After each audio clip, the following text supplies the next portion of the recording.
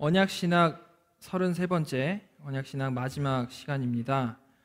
성도여, 창세부터 명령하신 그 명령에 순종하라 라는 제목으로 말씀을 나누도록 하겠습니다. 창세기 1장 28절 한 절만 같이 읽고 시작하도록 하겠습니다. 하나님이 그들에게 복을 주시며 하나님이 그들에게 이르시되 생육하고 번성하여 땅에 충만하라. 땅을 정복하라. 바다의 물고기와 하늘의 새와 땅에 움직이는 모든 생물을 다스리라 하시니라. 아멘.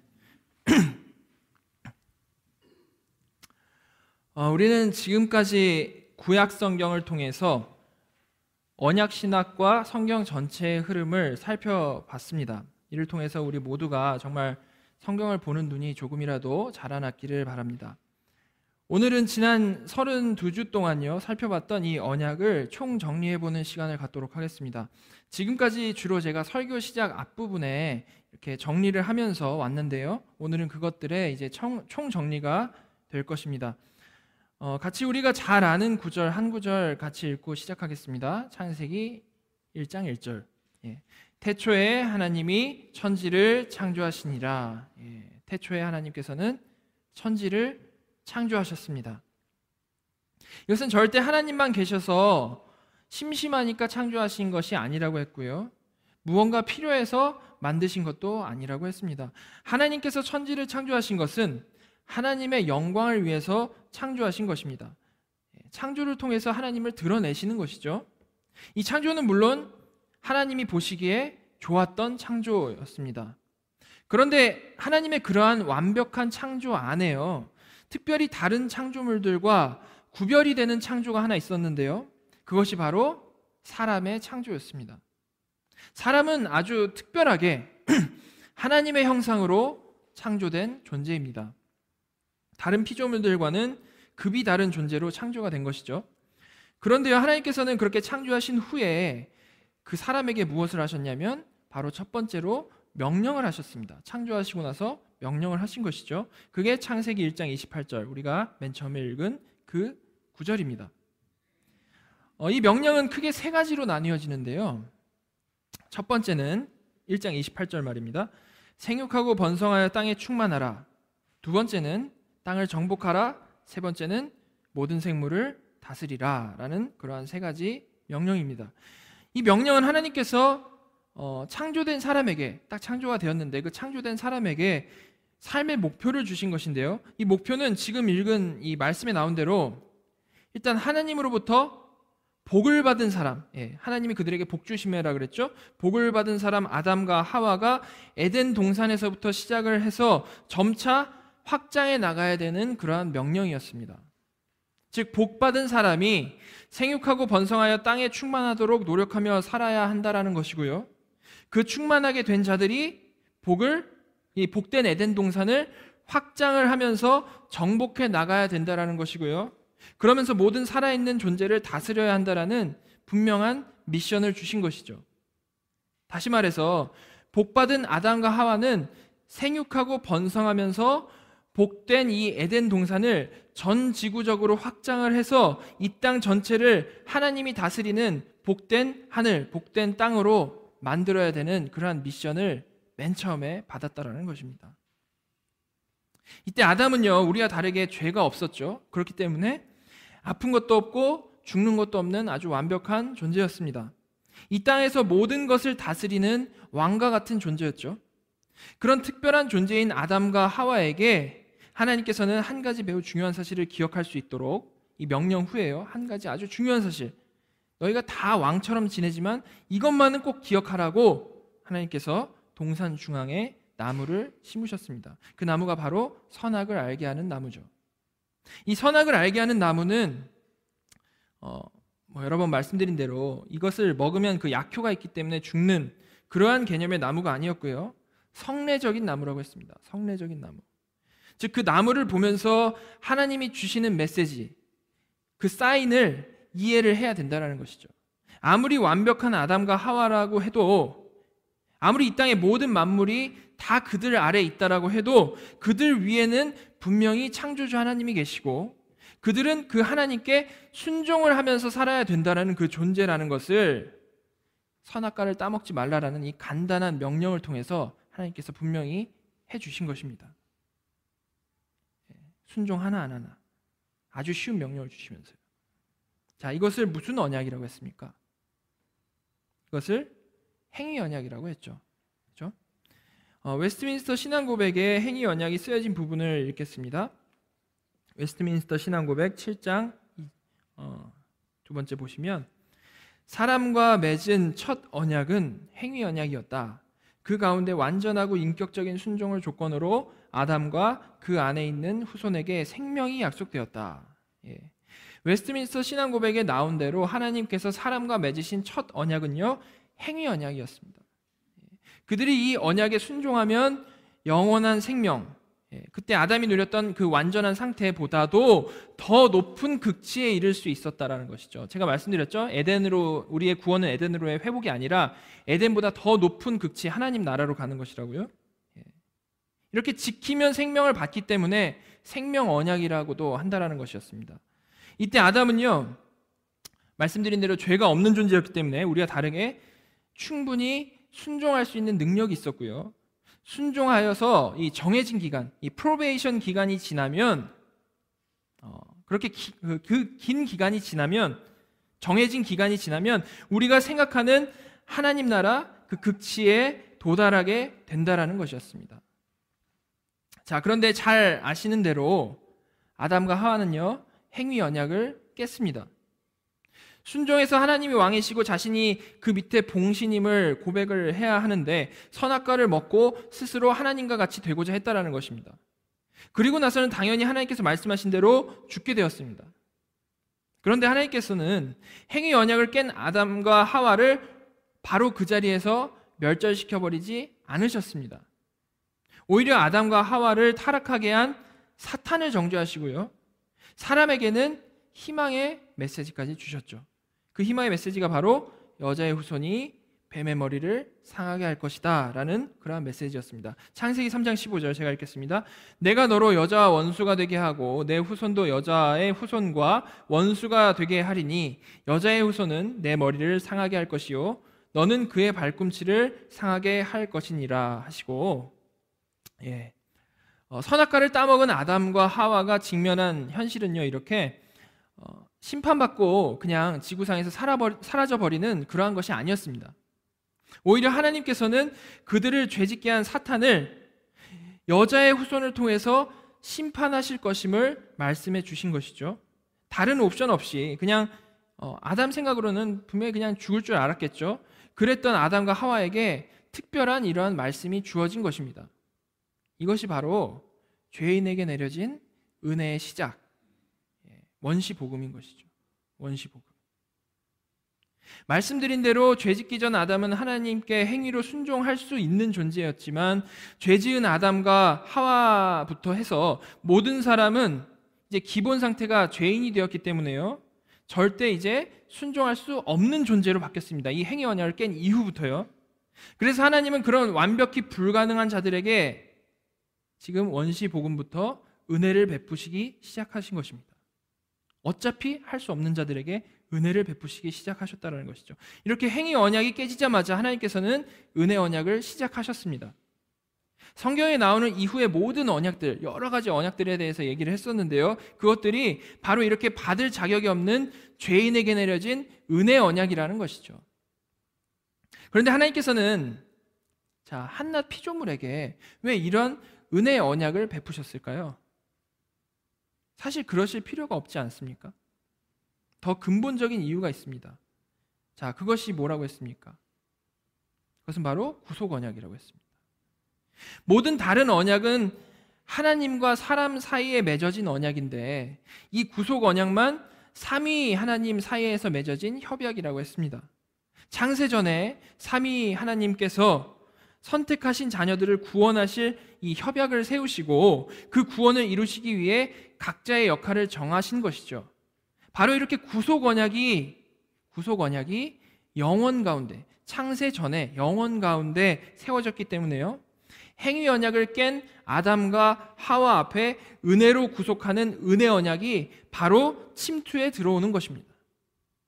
그래서 헤르만 바빙크는 언약은 선택의 물줄기가, 그러니까 하나님이 선택하시는 것, 예정의 물줄기가 영원을 향해 진전해가는 경로라고 말을 했다라는 것입니다.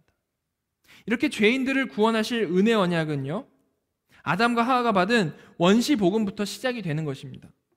자, 이렇게 아담과 하와의 시대가 지나고 나서요, 자, 그 다음으로 우리가 중요하게 다뤘던 사람이 있죠. 누구였습니까?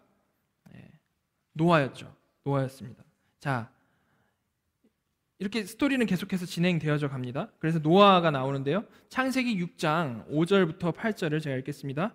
여호와께서 사람의 죄악이 세상에 가득함과 그의 마음으로 생각하는 모든 계획이 항상 악할 뿐임을 보시고 땅 위에 사람 지으셨음을 한탄하사 마음에 근심하시고 이르시되 내가 창조한 사람을 내가 지면에서 쓸어버리되 사람으로부터 가축과 기는 것과 공중의 새까지 그리하리니 이는 내가 그것들을 지었음을 한탄함이니라 하시니라. 그러나 노아는 여호와께 은혜를 입었더라. 노아의 시대는 하나님께서 땅 위에 사람을 지으셨음을 한탄할 정도로 타락이 아주 극에 달했던 그러한 시대였습니다. 그래서 하나님께서는 그 모든 사람들을 아주 지면에서 쓸어버릴 계획을 세우셨는데요, 8절에 나온 대로 그 중에 노아는 특별히 은혜를 입었다라고 말씀을 하고 있습니다. 그리고 하나님께서는 그 은혜 입은 노아와 언약을 또한 다시 세우십니다. 자, 그게 6장 18절부터 19절에 나옵니다. 그러나 너와는 내가 내 언약을 세우리니 너는 내 아들들과 내 아내와 내 며느리들과 함께 그 방주로 들어가고 혈육 있는 모든 생물을 너는 각기 암수 한 쌍씩 방주로 이끌어들여 너와 함께 생명을 보존하게 하되. 자, 여기서 언약을 세운다라고 했는데요, 이 세운다라는 단어는 아주 새롭게 언약을 맺는다라는 단어가 아닙니다. 여기서 언약을 세운다라는 것은 기존에 있었던 그러한 언약의 의무를 노아를 통해서 다시 일으켜 세운다라는 그런 뜻이죠. 그럼 여기서 다시 세우려고 하는 전에 맺은 언약이 이제 우리가 무엇인지 알아야겠죠. 노아 때 하나님께서 언약을 어떻게 다시 세우셨는가, 무엇을 다시 세우셨는가를 알아야겠습니다. 그것이 무엇입니까? 그것이 바로 원시복음 은혜 언약인 것입니다.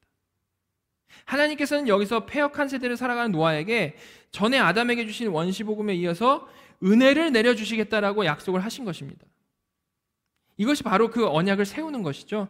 그래서 하나님께서는 대홍수 중에 그리스도를 예표하는 방주를 통해서 노아와 그의 가족에게만 특별한 은혜를 베풀어 주신 것입니다. 그리고 또한 노아 스토리가 그것이 끝이 아니었죠. 방주에서 나온 노아에게 하나님께서는 또다시 약속을 해주십니다. 자, 그것이 창세기 8장 20절부터 22절입니다.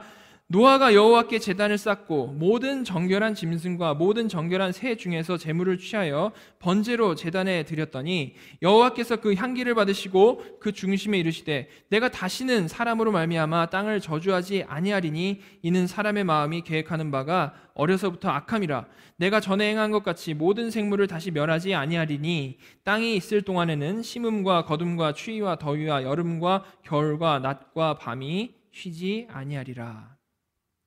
자, 이 약속은 크게 두 가지로 볼 수가 있습니다. 이제 방주가 정착한 이후죠. 약속을 크게 두 가지로 볼 수가 있는데요, 21절에 보시면 하지 않으시겠다라는 약속이 있고요, 22절에는 하시겠다라는 약속이 있습니다.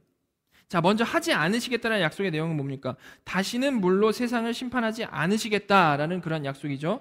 그리고 22절에 하시겠다라는 약속은 이 땅에 사계절의 주기를 보존하시겠다라는 그러한 약속입니다. 이 언약은 다른 언약들과 비교해 볼 때 좀 특이한 언약입니다. 자, 왜 그렇습니까? 대부분의 언약은요, 사람의 구원과 직접적으로 관련이 되는 언약인데요, 이 언약은 지금 하나님께서 자연을 보존하시겠다라는 언약이기 때문에 그렇습니다. 다시 말해서 이 언약을 통해 하나님께서는 인간이 살아가는 배경을 안전하게 유지시켜 주시겠다라고 약속을 하신 것이죠. 이것으로 봤을 때 하나님은 대홍수를 통해서 완전히 타락한 세상을 정화시키시고 그 후에 자연은 안정적으로 계속해서 유지될 수 있도록 하나님께서 약속을 주신 것입니다. 즉 노아와 그의 가족이 살아갈 세상은요, 마치 컴퓨터를 새로 포맷한 것처럼 오염되지 않은 깨끗한 세상이 되었다라는 것이죠. 하나님께서는 이렇게 환경을 말끔히 정리시켜 주시고 그러고 나서 다시 노아에게 명령을 하십니다. 자, 그것이 창세기 9장 1절부터 3절인데요. 제가 읽겠습니다. 하나님이 노아와 그 아들들에게 복을 주시며 그들에게 이르시되 생육하고 번성하여 땅에 충만하라. 땅의 모든 짐승과 공중의 모든 새와 땅에 기는 모든 것과 바다의 모든 물고기가 너희를 두려워하며 너희를 무서워하리니 이것들은 너희의 손에 붙였음이니라. 모든 산 동물은 너희의 먹을 것이 될지라 채소같이 내가 이것을 다 너희에게 주노라. 자, 환경을 깨끗하게 다 정리해 주시고요. 2절 보시면 모든 생물이 다 노아와 그의 가족을 두려워해서 그것들이 더 이상 위협의 요소가 아닐 수 있게 하나님께서 해주셨고요. 또한 모든 동식물이 먹거리가 되게 해주셨습니다. 자, 이 땅을 정말로 말끔하게 청소를 해주시고 모든 죄의 요소, 모든 것을 다 말끔하게 청소해 주시고 살만한 곳으로 만들어 주신 것이죠. 그런 노아에게 다 정리하신 다음에 그런 노아에게 1절 보시면 하나님께서는 아담을 창조하시고 주셨던 똑같은 명령, 생육하고 번성하여 땅에 충만하라라는 명령을 다시 주신 것입니다. 모든 환경을 최고로 만들어줬으니까 아담에게 주었던 명령을 이제는 너희가 지켜봐라. 그 전까지는 세상이 너무 타락해서 불가능하다, 그렇게 말할 수 있겠죠. 그리고 숫자적으로 하나님의 자녀가 안 믿는 사람에 비해서 너무 적어서 어떻게 그걸 하겠습니까? 라고 말할 수 있겠지만 이제는 다 정리됐으니까 한번 노아야 해봐라 라는 거죠. 자, 그런데 그 결과 어땠습니까? 노아의 후손들이요, 온전한 하나님의 자녀로 생육하고 번성하고 땅에 충만한 것이 아니라 얼마 못 가서 바벨탑을 쌓고 하나님과 같이 높아지려고 하는 자들로 번성하게 된 것입니다. 이번에도 실패죠. 이를 통해서 분명히 알 수 있는 게 뭡니까? 사람이 하나님의 명령을 못 지키는 이유는 환경에 있는 것이 아니라 사람 자신에게 있다는 거죠. 아무리 환경이 좋아도 죄인은 스스로 하나님의 명령을 지켜낼 수 없는 존재라는 것을 분명히 보여주시는 것입니다. 이렇게 완벽한 세팅에서 다시 시작한 노아도 하나님의 기본 명령 1단계 생육하고 번성할 땅에 충만하라는 그런 명령을 못 지켰습니다. 자, 노아 이후에 세상은 말씀드린 대로 또다시 하나님을 모르는 자들로 가득 차게 됐죠. 이런 세상에서 하나님께서는 드디어 이제 본론을 시작하십니다. 아담과 노아의 때와는 다르게 일하시기를 시작하신 것입니다. 그것은 바로 아브람이라는 사람을 택하시고 그에게 약속을 맺어주신 것으로부터 시작이 되었습니다. 이 아브람과 약속을 맺어주신 것이 이전과 뭐가 다른지를 생각해 보도록 하겠습니다. 하나님께서는 아브람의 인생 동안 여러 번 약속을 해주셨는데요, 그 중에 마지막 약속을 보도록 하겠습니다. 창세기 22장 17절과 18절. 내가 내게 큰 복을 주고 내 씨가 크게 번성하여 하늘의 별과 같고 바닷가의 모래와 같게 하리니 내 씨가 그 대적의 성문을 차지하리라. 또 내 씨로 말미암아 천하 만민이 복을 받으리니 이는 내가 나의 말을 준행하였음이니라 하셨다 하니라. 아브라함에게 여러 번 해주신 약속은 내가 내게, 그러니까 즉 하나님이 아브라함에게 직접 해주시겠다라는 약속이었습니다. 이것은 그전과 뭐가 달라졌습니까? 그전에는 아담은 죄가 없었고 환경도요, 에덴이라는 아주 최적의 환경에서 명령을 받았습니다. 그리고 노아도 모든 죄악된 환경이 완전히 정화된 그러한 곳에서 오직 하나님의 백성들만 있는 그러한 상황에서 명령을 받았습니다. 둘 다 최적의 상황이었는데요, 둘 다 완전히 실패했죠. 그런데 이번에 아브라함에게는 하나님께서 명령하시지 않고 하나님께서 직접 하시겠다라고 약속을 하신 것입니다. 자, 17절 보시면 내가 내게 큰 복을 주고 내 씨가 크게 번성하여 하늘의 별과 같고 바닷가의 모래와 같게 하신다라고 말씀하셨습니다. 자, 무엇에 대해서 하나님이 직접 이루겠다는 약속입니까? 생육하고 번성하여 땅에 충만하라를 하나님께서 직접 이루시겠다라는 약속입니다. 그리고 나서 두 번째 약속, 내 씨가 그 대적의 성문을 차지하리라. 무슨 명령과 이어집니까? 땅을 정복하라와 이어집니다. 그리고 18절에 내 씨로 말미암아 천하 만민이 복을 받으리니는 모든 생물을 다스리는 것과 이어지는 것입니다.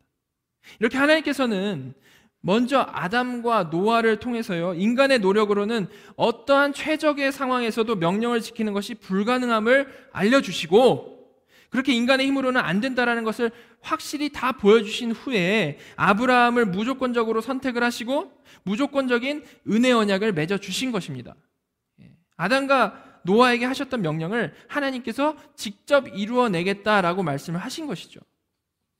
자, 그런데 이 사실뿐만 아니라 여기서 우리가 놓치지 말아야 하는 아주 중요한 사실이 하나 더 있습니다. 그것은 좀 전에 읽은 17절, 18절을 보시면요, 거기에 씨라는 표현이 있습니다. 씨, 씨앗 할 때 그 씨요. 이 씨라는 단어는 히브리어 제라라는 단어인데요, 이 제라는 성경에 단 한 번도 복수로 쓰인 적이 없습니다.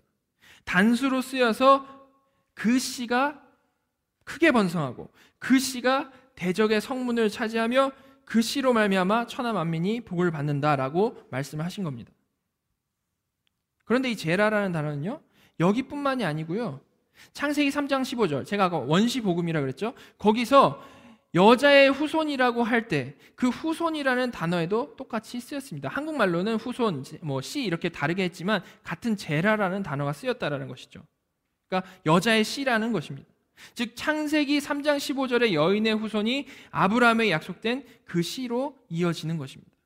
자, 정리하면 여자의 후손, 그 씨가 뱀의 머리를 상하게 할 것인데 그 후손, 그 씨로부터 생육하고 번성하게 되어 땅에 충만하게 되고 땅을 정복하게 되고 모든 생물을 다스리게 될 것이다 라는 약속이 성립이 되는 것이죠. 그리고 그것은 하나님께서 그렇게 이뤄내라고 명령하시는 게 아니고 직접 하실 것이라는 말입니다. 원시복음에서부터 점점 내용이 지금 구체화되어져 가는 것을 볼 수가 있죠. 여기까지 따라오시고 계십니까? 계속해서 지금 히스토리를 잡고 가고 있는데요. 자, 그런데 그 씨가 누구일지 궁금해하면서 기대하면서 약속을 붙잡고 살아야 할 이 아브라함의 자손들은 그런 생각을 제대로 못하고 살았습니다. 항상 못하는 게 이제 익숙하죠. 항상 잘한 적이 없어요, 별로. 그리고 이제 요셉 이후에 애굽에서 살았던 그들은 또다시 하나님의 백성으로 구별된 모습을 잃어버리고 애굽에서 이제 애굽 문화에 젖어서 살게 되죠. 400년 동안 노예로요. 조상 대대로 믿어온 하나님을 완전히 잊어버리지는 않았지만 그냥 막연하게 능력의 신 엘로힘 그 정도로만 알았다라는 것이죠. 이런 상태에도 하나님께서는 역시 그들을 버리지 않으셨고요, 아브라함에게 하신 약속을 지켜나가기 시작하십니다. 자, 먼저 첫 번째 명령을 그들을 통해서 하나님께서 직접 이루십니다. 출애굽기 1장 7절, 이스라엘 자손은 생육하고 불어나 번성하고 매우 강하여 온 땅에 가득하게 되었더라. 생육하고 번성하여 땅에 충만하라라는 이 명령을 아브라함의 자손을 통해서 하나님께서 스스로 이루신 것입니다. 여기서는 그렇게 이 명령이 이루어졌으면 의도적으로 같은 단어를 사용해서 표현을 하고 있죠. 하나님의 명령은 이렇게 이루어졌다라고 보여주는 것입니다. 그런데요, 우리가 여기서 좀 기억해야 할 중요한 것이 있습니다. 그것은 이 성취는요, 지금 이 성취되었다라고 하는데 이 성취는요, 하나님의 원래 명령에 대한 아주 완벽한 성취는 아니었다라는 것이죠. 사실 그 근처에도 못 가는 겁니다. 원래 명령에 대한 완벽한 성취가 어떤 모습입니까? 그것은 세상 전체에 하나님의 백성이 생육하고 번성하여 충만하게 되는 것이 원래 명령에 대한 성취겠죠. 그러나 지금 이 명령은 지금 겨우 애굽 안에서 번성한 것을 말을 하고 있습니다. 명령에 대한 아주 제대로 된 성취는 아니라고 볼 수 있죠.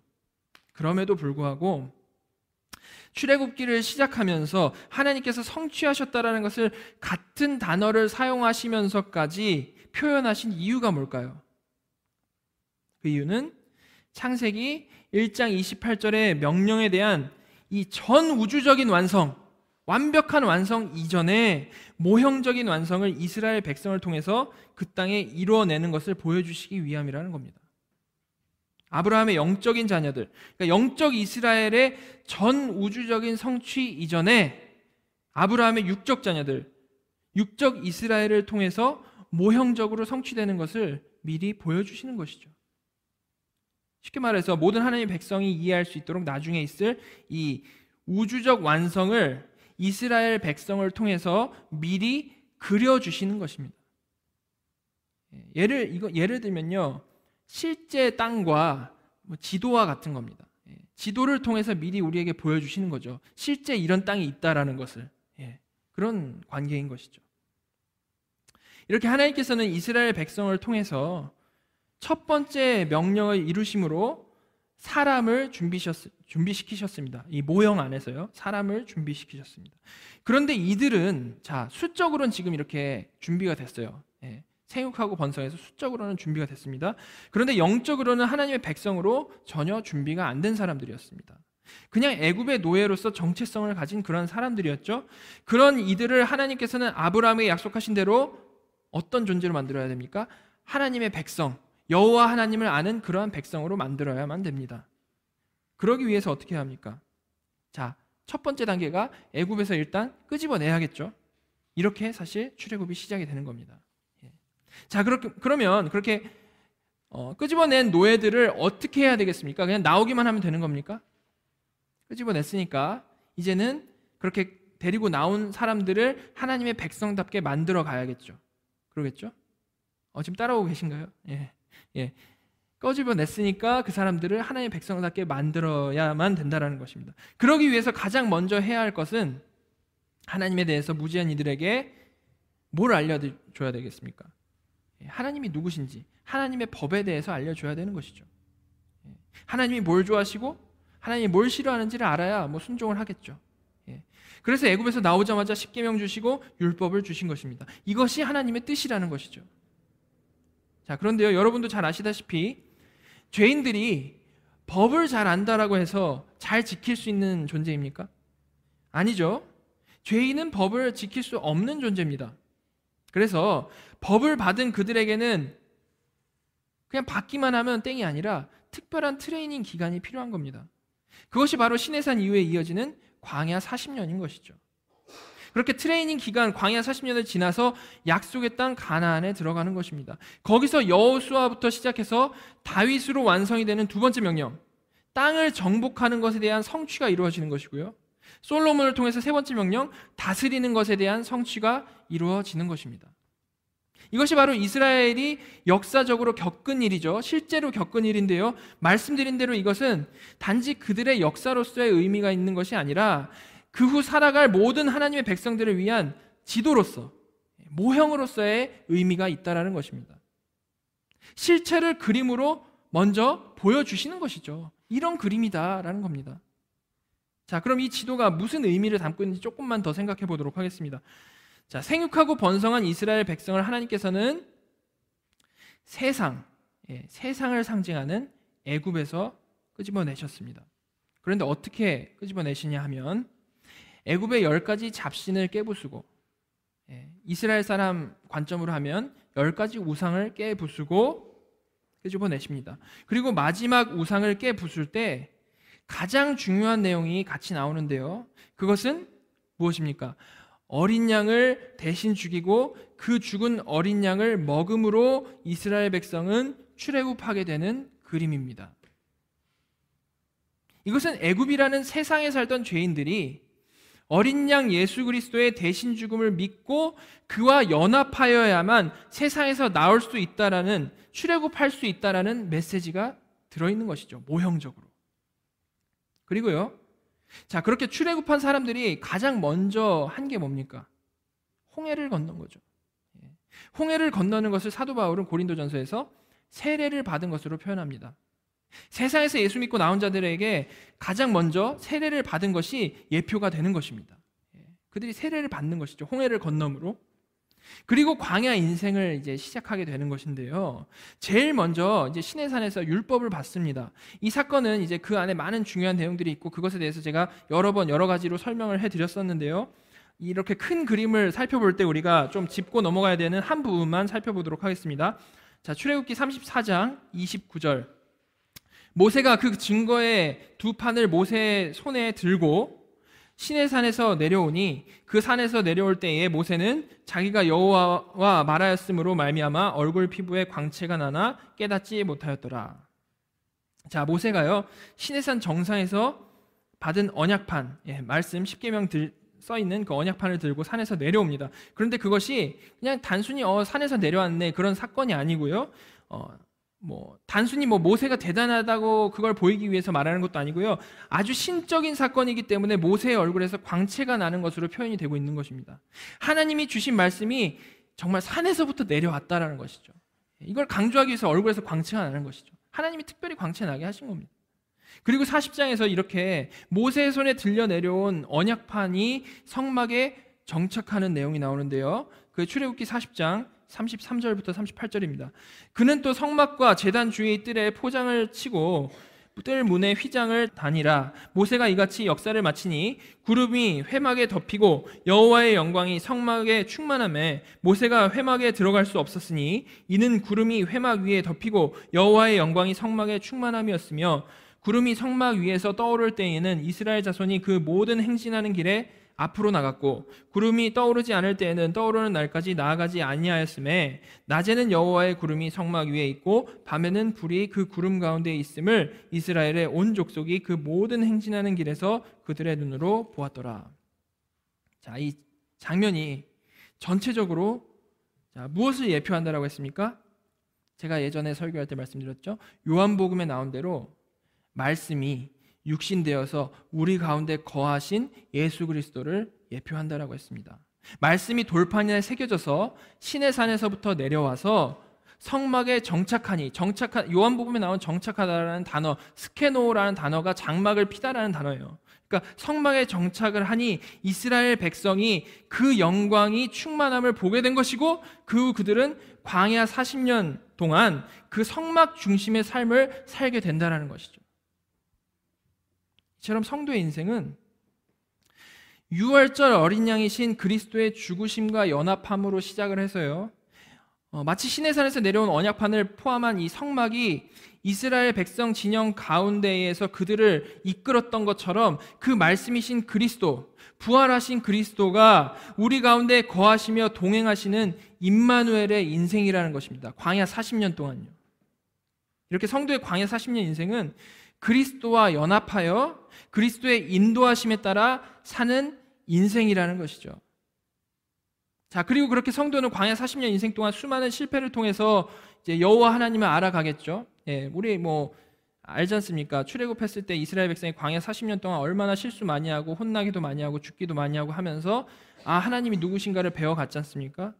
그 인생을 우리가 사는 겁니다. 그리고 결국 가나안에 어떻게 들어갑니까? 광야 1세대로 예표가 되는 옛사람이 죽고 광야 2세대로 예표되는 새 사람으로 들어가는 겁니다. 누구를 앞세워서요? 여호수아를 앞세워서요. 여호수아가 결국 예수란 이름이죠. 같은 이름이거든요. 그렇게 여호수아를 앞세워서 가나안에 들어가서 정착한 이스라엘은 다윗 왕 때 하나님의 두 번째 명령, 땅을 정복하라를 완성하게 됩니다. 가나안 지역을 다윗 왕 시절에 완벽하게 다 정복을 하게 된 것이죠. 하나님의 약속에 따르면 이 제라 여인의 후손 아브라함의 씨가 이 일을 성취한다라고 했는데요. 다윗이 지금 일단 그 일을 성취한 것이죠. 그런데 지금 이 이스라엘의 역사는 제가 뭐라 그랬습니까? 모형적인 역사라고 했습니다. 실제 있었지만 이 나중에 있을 진짜의 그 실체를 미리 그려내주는 모형적인 역사라고 했습니다. 그래서 이 다윗은 약속된 그 씨, 여자의 후손의 자리에서 자기 자신은 분명한 역할을 제대로 했지만 단순히 모형이었을 뿐 실체는 아니었던 것입니다. 그래서 그가 메시아라고 하기에는 삶이 부족한 부분이 많이 드러나는 것이죠. 자, 그러면 그의 아들 솔로몬은 어땠습니까? 지혜의 왕이죠. 이름도 평강이죠. 샬롬. 그리고 다윗의 왕국을 완벽하게 부강하게 만든 사람입니다. 자, 열왕기상에 얼마나 완벽한 모습으로 이렇게 그려지는지가 나옵니다. 열왕기상 4장 20절부터 21절, 24절부터 25절. 유다와 이스라엘의 인구가 바닷가에 모래같이 많게 되매 먹고 마시며 즐거워하였으며 솔로몬이 그 강에서부터 블레셋 사람의 땅에 이르기까지와 애굽 지경에 미치기까지 모든 나라를 다스림으로 솔로몬이 사는 동안에 그 나라들이 조공을 바쳐 섬겼더라. 솔로몬이 그 강 건너편을 딥사에서부터 가사까지 모두 그 강 건너편의 왕을 모두 다스림으로 그가 사방에 둘린 민족과 평화를 누렸으니 솔로몬이 사는 동안에 유다와 이스라엘이 단에서부터 부엘세바에 이르기까지 각기 포도나무 아래와 무화과 나무 아래에서 평안히 살았더라. 자, 이렇게만 보면 솔로몬이 하나님의 이 세 가지 명령을 드디어 완성시키고 이제 제대로 다스리는 바로 그 바로 그 메시아 같이 보이죠. 요 부분만 보면요. 그런데 이 솔로몬은 잠깐 이렇게 완벽하게 다스린 기간 동안 그 여자의 후손의 역할을 분명하게 잠깐 동안 했지만 말년에는 또 완전히 망가짐으로 이 사람 역시 메시아가 아니다라는 결론으로 끝나게 만듭니다. 이렇게 다윗과 솔로몬을 통해서 하나님께서는 지금 이 이스라엘의 이야기는 모형에 불과하다라는 것을 분명히 해주시고 계시는 것입니다. 그렇기 때문에 이들을 통해 완성을 잠깐 보여주시고 나서 다윗과 솔로몬을 통해서 완성을 잠깐 보여주시고 나서 바로 아님을 분명히 해주시는 것이죠. 얘는 아니다. 메시아인 것 같지만 얘도 아니다. 이렇게 가는 겁니다. 이렇게 다윗과 솔로몬으로 모형적인 역사는 잘 마무리가 되었습니다.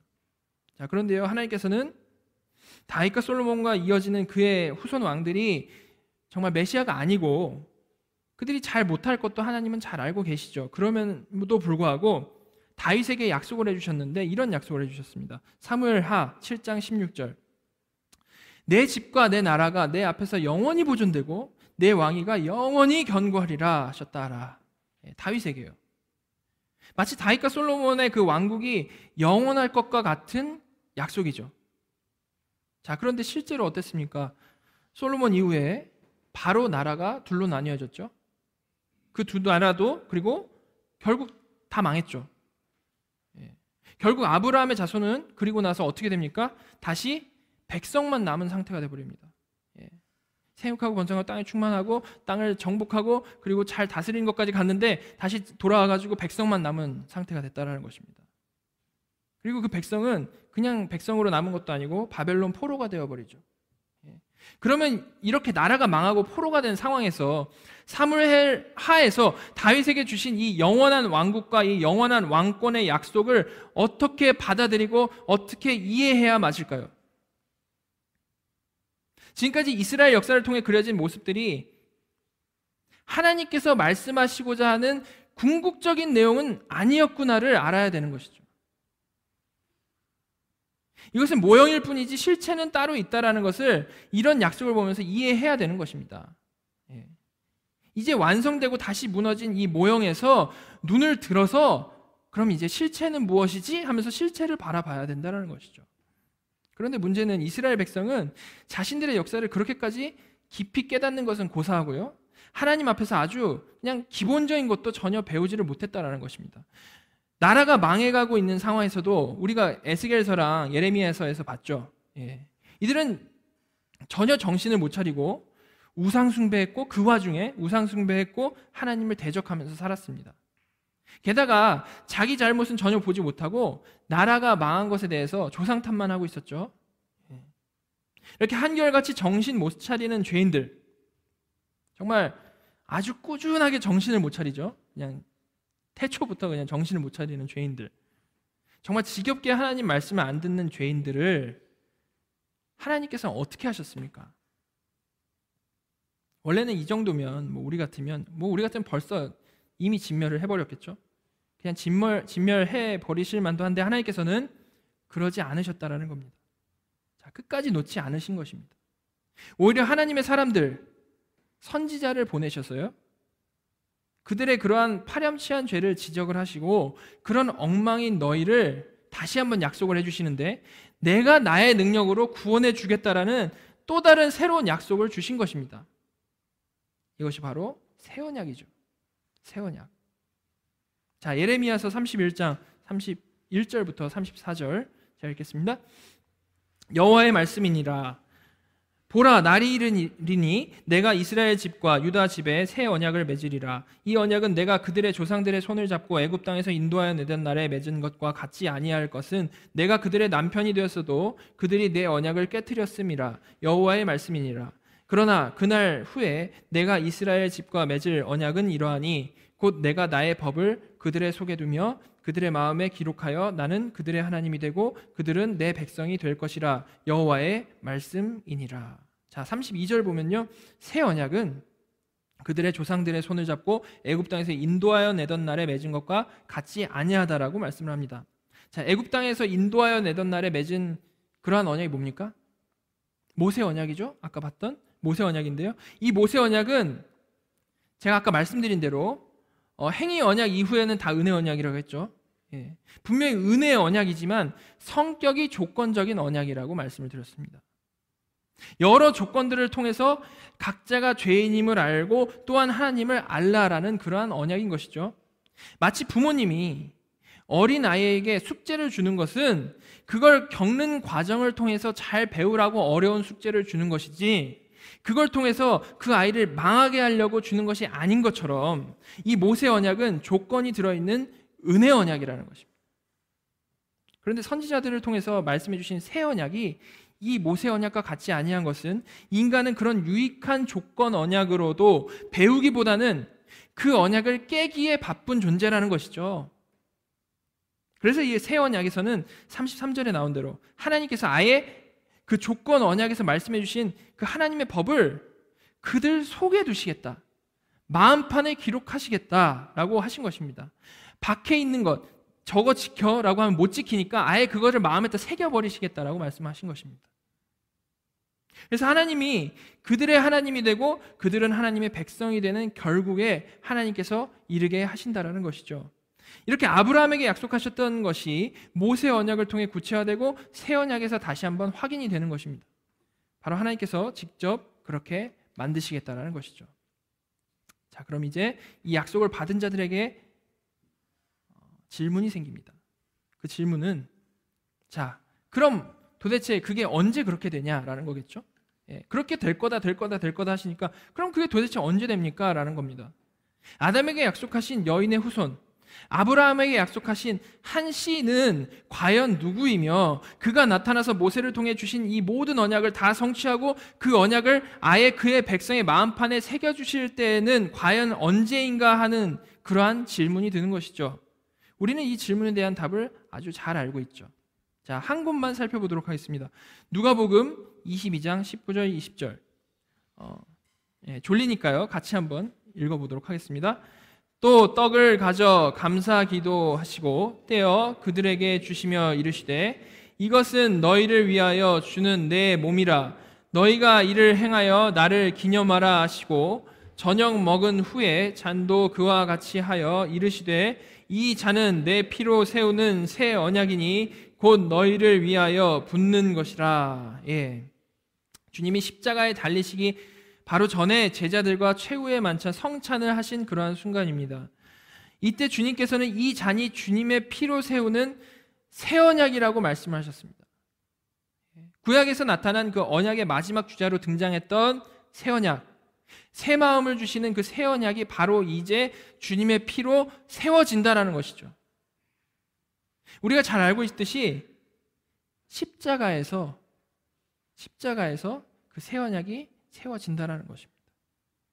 바로 이 지점에서 구약 전체를 통해 여러 언약으로 예표되었던 여인의 후손 한 씨가 바로 예수님이시며 그가 십자가에서 피 흘리심으로 새 언약이 성취가 된다라는 것이 확인되는 것이죠. 구약에서 계속해서 얘기하다가 이게 새 언약이다 딱 말씀해 주시는 겁니다. 그리고 그냥 성취되었다라고 해서 하셔도 우리가 잘 알겠는데 주님은 분명히 짚어서 다시 말씀해 주십니다. 자, 20절 마지막에 뭐라고 나와 있습니까? 이것은 곧 너희를 위하여 붓는 것이라. 너희를 위하여 붓는 것이라. 구약의 그 모든 역사가 이 그리스도의 십자가를 향해서 달려왔고요. 그 십자가의 죽으심과 부활로 새 언약이 성취가 되었는데요. 믿음으로 그리스도와 연합한 성도는 주 안에서 그런 주님의 부으심을 받음으로 그 모든 수혜를 누린다는 것입니다. 이것은 신자만 누리는 엄청난 복인 것이죠. 그 오랜 역사 동안 준비되고 완성된 일이 나에게 적용되는 것이죠. 나에게 적용된다는 것입니다. 그런데 성도에게 무엇보다 가장 놀라운 일은요, 모든 것을 다 갖춘 첫사람 아담도 실패하고 완벽한 환경에서 다시 시작한 노아도 실패했던 하나님께서 인간에게 내려주신 그 태고의 명령, 처음의 명령을 드디어 시행할 수 있는 새 사람이 되었다라는 것입니다. 드디어 새 마음과 새 영을 받았고 성령님이 동행하시기에 이제는 할 수 있는 존재가 되었다라는 것이죠. 그래서 주님도 마지막으로 우리에게 이렇게 명령하신 겁니다. 마태복음 28장 18절부터 20절 같이 좀 읽어보도록 하겠습니다. 예수께서 나와 말씀하여 이르시되 하늘과 땅의 모든 권세를 내게 주셨으니 그러므로 너희는 가서 모든 민족을 제자로 삼아 아버지와 아들과 성령의 이름으로 세례를 베풀고 내가 너희에게 분부한 모든 것을 가르쳐 지키게 하라. 볼지어다 내가 세상 끝날까지 너희와 항상 함께 있으리라 하시니라. 자, 이것이 무슨 명령입니까? 바로 성도에게 내리신 태초의 그 명령인 것입니다. 성도만이 할 수 있고 성도만이 해야 하는 그 명령이라는 것이죠. 이제 새 언약을 너희에게 이루었으니까 그 받은 새 마음과 새 영으로 동행하시는 성령님의 그 능력으로 생육하고 번성하여 땅에 충만하라 라는 말씀인 것입니다. 이것이 그리스도와 믿음으로 연합한 우리가 서 있는 지점이고요, 주께서 우리에게 하길 바라시는 일이라는 것입니다. 자, 여러분, 우리 한 명 한 명이 예수 믿는 것은요, 이렇게 전 역사를 주관하시는 하나님의 그러한 거대한 이야기의 끝자락에 놓여 있는 것입니다. 이런 여러 가지 일을 통해서 하나님이 세상을 인도해 오시고 예수님으로 성취하시고 말씀하셔서 지금 우리 여기까지 왔다는 것이죠. 아주 오랜 역사가 진행되다가 그 결론으로 그러니까 너희는 가서 모든 민족으로 제자를 삼아 세례를 베풀고 주께서 분부한 모든 것을 가르쳐 지키게 하라라고 말씀을 하셨다라는 것입니다. 다 이루시고 이제 너도 가서 이와 같이 하라라고 말씀을 하셨다라는 것이죠. 이렇게 엄청난 구속사의 바톤이 지금 우리에게 놓여 있다라는, 우리에게 놓여 있다라는 것. 그렇게 역사적으로 흘러와가지고 지금 우리에게 놓여 있다라는 것을 생각하면서 우리는 좀 우리 각자의 신앙을 생각해 봤으면 좋겠습니다. 이런 엄청난 일의 무게 아래, 자, 여러분 각자의 신앙은 어떻습니까? 너무 좀 아니라고, 너무 좀 무기력하지 않습니까? 주께서 그렇게 크신 일을 이루셨고 엄청난 일을 완성하시고 우리에게 명령을 하셨는데, 연극으로 비유를 하면요, 정말 엄청난 스케일의 연극이 정말 체계적으로 막 진행이 되다가 이제 우리가 나갈 차례여가지고 딱 나왔는데 우리의 실제 삶의 모습은 만년 갓난아기처럼 내가 배고픕니다, 내가 아픕니다, 뭐 그런 걸로만 징징대고 있지 않냐라는 것입니다. 자, 오늘 다시 한번 하나님께서 그의 자녀들에게 정말 어떤 복을 주셨고 무엇을 원하시는지 좀 잘 생각해 볼 수 있으면 좋겠습니다. 나는 정말 그 태고의 명령이자 이 예수님의 마지막 명령을 지키려고 최선을 다하며 살아가고 있는 신자인가? 자, 그런데요, 여기서 우리가 기억해야 할 가장 중요한 게 있습니다. 자, 그런 고민을 하실 때 꼭 기억해야만 하는 것입니다. 자, 그것이 무엇일까요? 주님은요, 이런 엄청난 명령을 우리에게 하시면서 분명히 말씀하시는데요, 이렇게 말씀하시지 않습니다. 지금까지 이렇게 할 만큼 했으니까 이제는 너희가 알아서 해라 라고 우리를 그냥 무대에 밀어넣지 않으셨습니다. 그 대신 주님께서는 우리에게 뭐라고 말씀하셨습니까? 하늘과 땅의 모든 권세를 내게 주셨으니, 하늘과 땅의 모든 권세를 내게 주셨으니, 하늘과 땅의 모든 권세가 주님께 있으니 그러므로 그 주님과 연합한 너희는 가서 이 일을 하라라고 말씀하셨다는 겁니다. 이 모든 사명을 감당할 힘은요, 나의 노력과 나의 능력에 있지 아니하고 우리 주 예수 그리스도에게 있음을 믿으시기 바랍니다. 하나님께서는 언제나 믿고 순종하는 자를 통해서 일을 하시는 겁니다. 언제나 우리는 부족하죠. 근데 믿고 순종하는 자를 통해서 일을 하신다는 겁니다. 우리 모두가 정말 모든 역사를 주관하시고 나를 위해 고난당하시고 죽으시고 다시 사신 예수님을 정말 정말 믿는 믿음으로, 정말 분명히 어렵지만 정말 좀 들락날락하는 것이 아니라 우직하게 순종하며 살아가는 증인, 진리로 사랑하는 자녀들이 되기를 간절히 바랍니다. 같이 기도하도록 하겠습니다. 하나님 아버지, 정말 크신 일을 이루신 주님께 찬양을 드립니다. 저희 같은 자들을 구원하시려고 창세전부터 구속 언약을 맺으시고 여러 언약들로 가르치시고 인도하시며 십자가에 죽으시기까지 희생하여 주신 그 사랑을 찬양합니다. 주께서 이루신 그렇게 고귀한 은혜를 받은 우리가 그 은혜를 먼저 절절히 깨달았으면 좋겠습니다.